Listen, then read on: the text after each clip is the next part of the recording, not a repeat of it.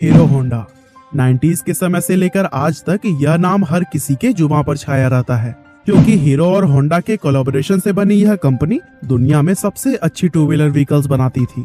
लेकिन company profitable होने के बाद भी अलग क्यों हुई और कैसे होंडा ने भारत की कंपनी हीरो के पीठ में छुरा घोंपा, आज के इस वीडियो में हम सब कुछ जानने वाले हैं। असल में हीरो एक साइकिल बनाने वाली कंपनी थी जिसकी नींव बृजमोहन लाल मुंजाल ने 1956 में रखी थी और 1975 तक आते आते ये भारत की सबसे बड़ी साइकिल बनाने वाली कंपनी बन गई।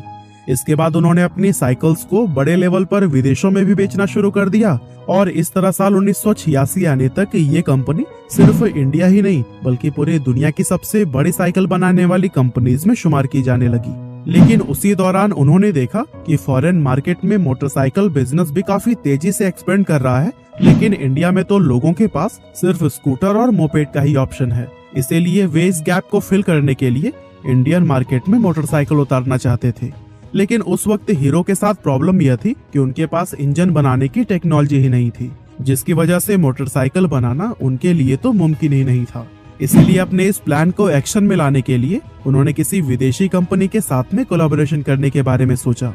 अब उस वक्त भारत में लिबरलाइजेशन भले ही नहीं आया था, लेकिन उस टाइम गवर्नमेंट इंडियन कंपनीज को यह अपॉर्चुनिटी देती थी कि अगर वो चाहे तो किसी भी विदेशी कंपनी के साथ में टाई अप करके इंडिया में अपना बिजनेस एक्सपेंड कर सकते हैं। इसीलिए बृजमोहन लाल ने हीरो के थ्रू दुनिया की सबसे बड़ी मोटरसाइकिल बनाने वाली जापानी कंपनी होंडा के पास में अपना प्रपोजल भेजा। अब क्योंकि उस समय कोई भी विदेशी कंपनी भारत में डायरेक्टली अपना बिजनेस स्टार्ट नहीं कर सकती थी, ऐसे में इस प्रपोजल के जरिए होंडा को इंडियन मार्केट में एंटर करने का एक अच्छा मौका मिल गया, जैसे कि होंडा कंपनी खुद भी नहीं गंवाना चाहता था। इसलिए इन दोनों कंपनीज ने 1984 में एक दूसरे के साथ हाथ मिला लिया।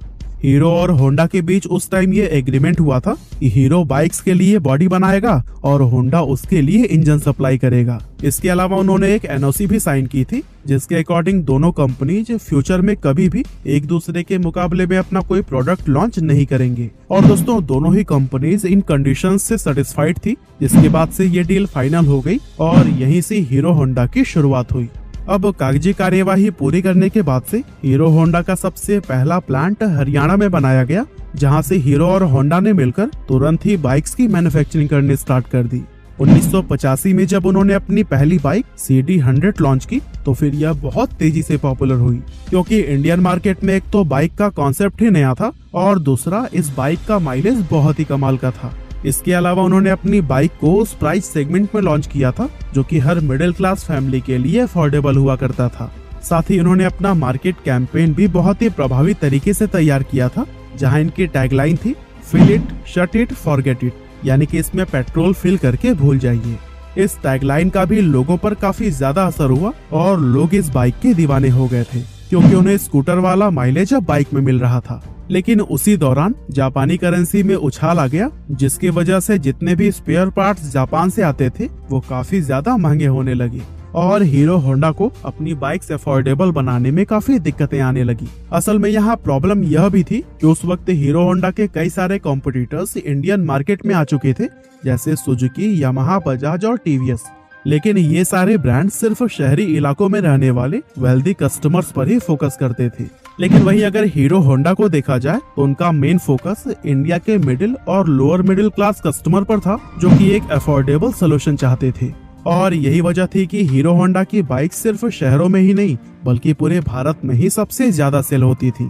और यही सब देखते हुए कंपनी अपनी बाइक्स का प्राइस नहीं बढ़ाना चाहती थी, यहाँ तक कि इसी की वजह से कंपनी को काफी लंबे अरसे तक लॉस का भी सामना करना पड़ा। लेकिन 1990 में जब डॉलर का एक्सचेंज प्राइस रेगुलेट हुआ तो फिर हालात थोड़े सुधरने शुरू हो गए और देखते ही देखते कुछ ही समय में हीरो होंडा एक बार फिर से अपनी बाइक्स पर प्रॉफिट कमाने लगा और अगले कुछ ही सालों में कंपनी का प्रॉफिट $10 मिलियन को भी क्रॉस कर गया, जो कि उस जमाने में एक बहुत बड़ा नंबर था। अब यहाँ तक तो चीजें ऊपर से काफी अच्छी नजर आ रही थी, लेकिन अंदर से सिचुएशन बहुत पहले से ही खराब होनी शुरू हो गई थी। दरअसल कंपनी के मैनेजमेंट में शुरू से ही कई तरह की प्रॉब्लम्स चल रही थी, जैसे कि होंडा तो अपनी बाइक्स अमेरिका और रूस जैसे डेवलप्ड कंट्री में सेल कर रहा था, लेकिन हीरो होंडा को होंडा की तरफ से फॉरेन में अपनी बाइक्स को सेल करने की परमिशन नहीं थी। यानी एक तरफ तो हीरो साइकिल मैन्युफैक्चरर के तौर पर उस समय दुनिया की सबसे बड़ी कंपनी थी, यहाँ तक कि Guinness book of world records में भी इनका नाम दर्ज था। वहीं दूसरी तरफ होंडा की वजह से वो अपनी बाइक्स फॉरेन मार्केट में सेल नहीं कर पा रही थी। असल में इंडिया के बाहर हीरो होंडा को सिर्फ नेपाल, भूटान और बांग्लादेश जैसी आसपास की कंट्रीज तक ही अपनी बाइक को एक्सपोर्ट करना अलाउड था, जिसकी वजह से हीरो कंपनी इंटरनेशनल मार्केट में जो पोजीशन चाहती थी वो उसे नहीं मिल पा रही थी। अब एक तरफ तो होंडा काफी तेजी से ग्रो कर रहा था, लेकिन वहीं दूसरी तरफ हीरो एक लिमिटेड स्पेस में सीमित होकर रह गया था, जिसकी वजह से इन दोनों कंपनीज के आपसी रिश्ते खराब होने लगे। इसके अलावा कॉन्ट्रैक्ट के अकॉर्डिंग हीरो बाइक्स की बॉडी बनाती थी और होंडा इंजन। अब अगर हीरो को अपना बिजनेस एक्सपेंड करने के लिए अलग भी होना पड़ता तो फिर वो ऐसा नहीं कर सकते थे, क्योंकि वो इंजन के लिए पूरी तरह से होंडा पर ही डिपेंडेंट थे। हालांकि अब हीरो को ये समझ आ चुका था कि अगर उसे होंडा से अलग होना है तो फिर खुद इंजन मैन्युफैक्चर करना ही पड़ेगा। इसीलिए उसे हीरो होंडा से अपने हिस्से का जितना भी प्रॉफिट मिलता था वो उसके एक बड़े हिस्से को इंजन बनाने में खर्च करने लगा, जिसकी वजह से होंडा और हीरो के बीच में दरार और भी ज्यादा बड़ी हो गई। अब जैसा कि इन्होंने कोलैबोरेशन के टाइम एनओसी साइन किया था कि ये एक दूसरे के मुकाबले में कभी भी बाइक्स नहीं लॉन्च करेंगे, लेकिन होंडा ने इसके खिलाफ जाकर साल 1999 में इंडिया के अंदर अपनी एक separate company Honda motorcycle and scooter India start कर दी और फिर उसी प्राइस सेगमेंट में ही बाइक्स लॉन्च करना शुरू कर दिया, जिसमें पहले से ही हीरो होंडा की बाइक्स मौजूद थी। इस तरह अगर देखा जाए तो इंडियन मार्केट के अंदर होंडा ने अपनी बाइक्स को हीरो होंडा के मुकाबले में लाकर खड़ा कर दिया था, जिसकी वजह से हीरो होंडा के कस्टमर्स डिवाइड हो गए और इसके कुछ साल बाद होंडा ने एक्टिवा को लॉन्च करके स्कूटर सेगमेंट में भी एंटर कर लिया था। अब अगर देखा जाए तो इस पूरे मामले में होंडा की पांचों उंगलियां घी में थी, क्योंकि होंडा की हीरो होंडा से तो अर्निंग हो ही रही थी, साथ ही अपनी सेपरेट बाइक कंपनी से भी उसका अच्छा खासा प्रॉफिट जनरेट हो रहा था। और दोस्तों इन्हीं सभी प्रॉब्लम्स को देखते हुए ही हीरो ने होंडा से अलग होने का फैसला कर लिया और फिर 2010 में जाकर दोनों ही कंपनीज हमेशा के लिए अलग हो गयी।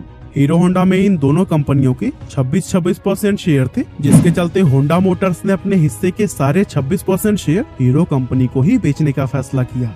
और दोस्तों हीरो कंपनी के प्रमोटर ब्रजमोहन मुंजाल ने होंडा के ये शेयर्स 1.2 अरब डॉलर्स में खरीदकर अपना खुद का कारोबार हीरो मोटोकॉर्प के नाम से आगे बढ़ाया।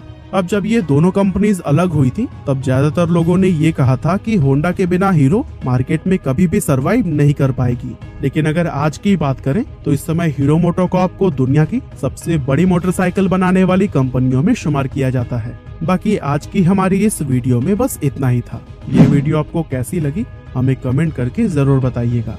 आपका बहुमूल्य समय देने के लिए बहुत बहुत धन्यवाद।